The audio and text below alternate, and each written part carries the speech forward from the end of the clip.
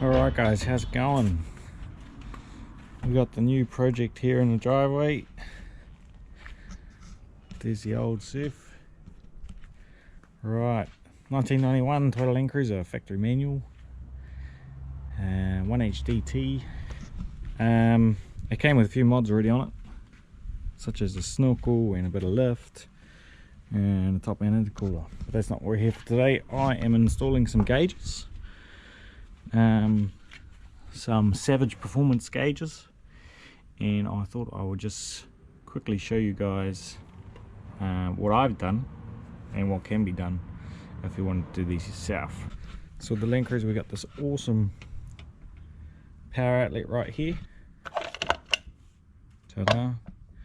It's got earth, battery, full-time positive, ignition and ACC all wired in there. So that makes everything that you want to wire in so much easier.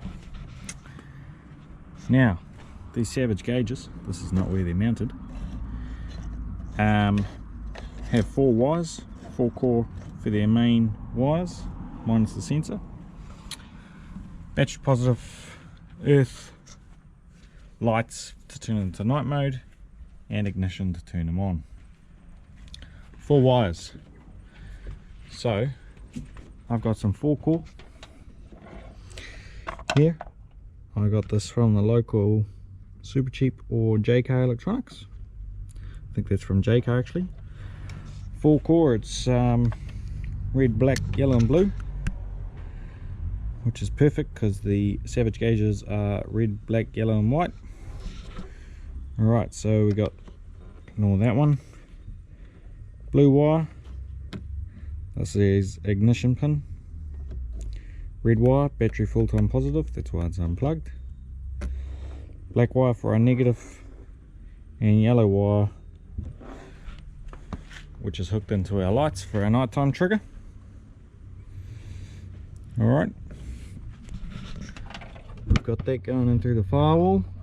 We've got our EGT sensor here, so the gauges we're doing are EGT and water temp. Alright, EGT here, we haven't wired that in yet. Water temp LAN, we haven't wired that in yet either. Alright, 4 core, straight through, really simple. Having this outlet is great. You don't have to strip and tap into your ignition wires and make it all look hoary, because I've already found some like that. Alright, here's our 4 core. I'm a little bit flash, so I like my Dutch connector plugs. They are a good quality waterproof plug. These ones are from JK, I think it's $10 for the one plug. They're not original Dutches, which need a flash crimper like this, so you don't need one of those. Just a pair of needle nose to wire these up. Alright, this is our Savage gauges power plug. They are daisy chains, so we'll just do one up to the EGT or water temp, and then we'll daisy chain it onto the next one. I like having the option of turning my gauges off. Sometimes when I'm driving, I don't always want these lights in my face.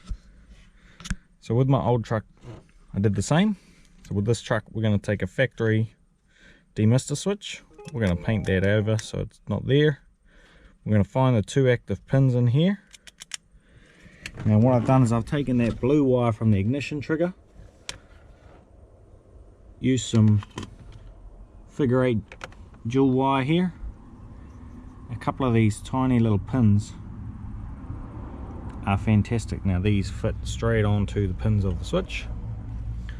Alright, and then we've gone back into our Dutch plug for our white connector, which is our ignition switch.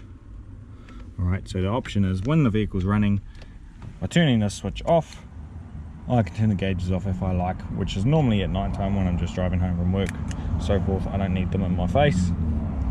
Alright, it's always nice to have the option. I can leave the switch on and do nothing about it.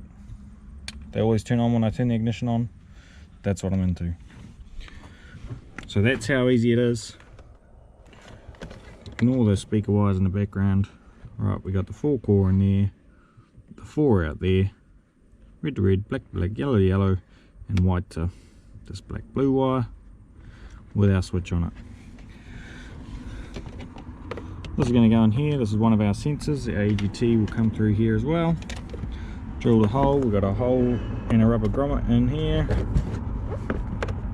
Alright, and that's going to come up to our Savage gauges.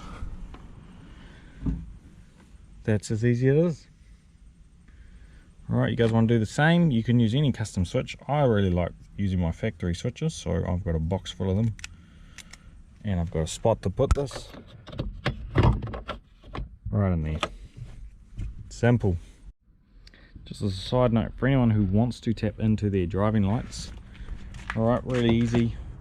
One screw, pull that out. There's 3 wires on there, red, black and green. Green is your trigger. So real simple. Here's our switch. Got my multimeter on. These 2 pins here. Switch is off, that's white. Switch is off. Switch is on. Switch is off. Switch is on. Alright, so those are the 2 pins we're going to use. These top 2 here. Alright, so we'll give it a test try. Always check your wiring before you close up for the day. You want to make sure it goes before you've screwed everything back in place. Our switch is on. Alright, we've got those 2 pins in there.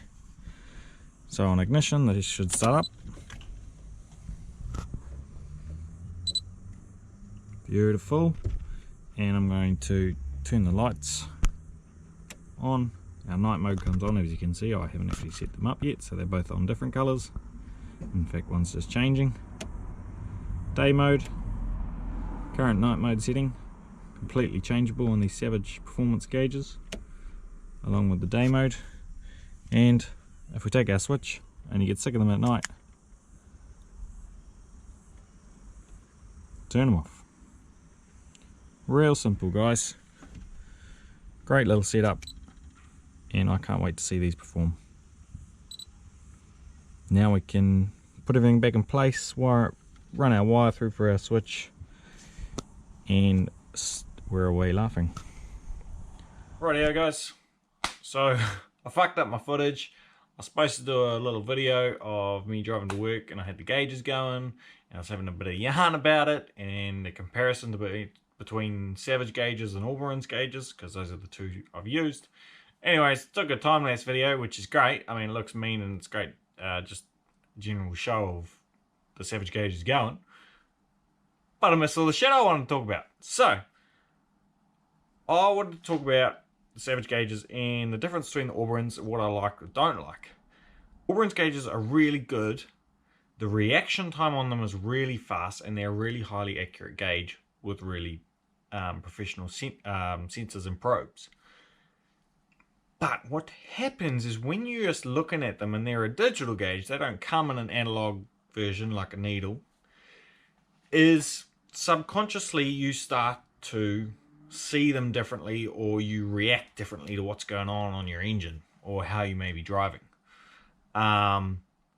For example, so I'm a water temp EGT, because that's what we got going on here. Water temp normally sits there at 80, could sit at 82, 83, whatever. But, you know, it goes up 1 degree, and it goes up another degrees, and a third degrees.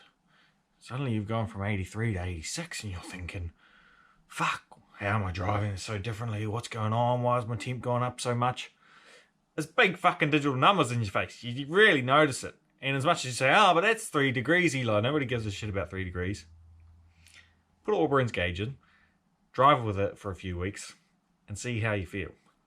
I noticed myself getting edgy about certain things, whether I was driving up a big hill or overtaking somebody or just driving normally. So the thing I really wanted about going to a needle gauge is just a bit of delay, a bit of smoothness in the movement, and the numbers are so much smaller, you don't notice the change so much. It's not so drastic, which is really cool. And it creates a more relaxed feel when you're driving, especially if you've tuned your vehicle or you're running high fuel and higher boost. And so you're pushing more power through that motor you still want the accuracy and you still want to see what's going on, but you don't want to see it so constant when you're on the daily drive and you're just commuting to work. So even for the EGTs, you know, you put your foot down, Auberins gauge, put your foot down, whoosh, up goes the EGTs, down, up as you're taking your foot off the accelerator or going up. Savage gauges, there's a bit of delay in it. It'll slowly go up, and then, you know, if you've let your foot off and then accelerate again, it goes up and sort of hovers and then keeps there, you know. It's more of a smoother reacting, and it just creates a more relaxed driving experience, in my opinion. Still love Auberins, great gauges if you're doing testing and dyno tunes and stuff like that, and you want on the number and you want to see every little bit difference that you make, then hard out go for them.